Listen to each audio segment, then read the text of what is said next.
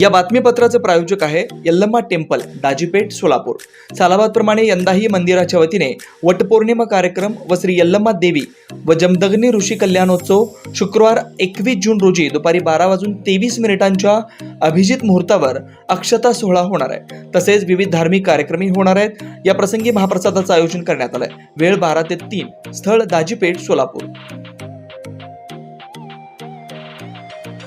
काळविटाची बेकायदेशीररित्या शिंगे बाळगणाऱ्या शहर गुन्हे शाखेच्या पोलिसांनी अटक केली आहे। त्याच्याकडून 25,000 रुपये किमतीची काळविटाची 5 शिंगे जप्त केलेत।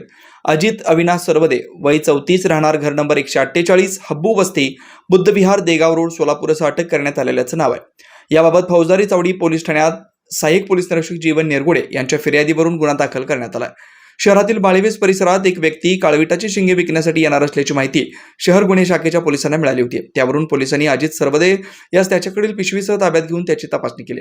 त्यावेळी पिशवीमध्ये काळविटाची 5 शिंगे मिळून आली। शिंगाबाबत सरवदे याच्याकडे चौकशी केली असता त्याने उडवाउडवीची उत्तर दिली। सरवदे याच्या ताब्यातून 18 इंच लांबीचे 2 नग, 14 इंच लांबीचे 2 नगर आणि 10 इंच लांबीचे जसे 9 नग असे 5 शिंगे जप्त करण्यात आले।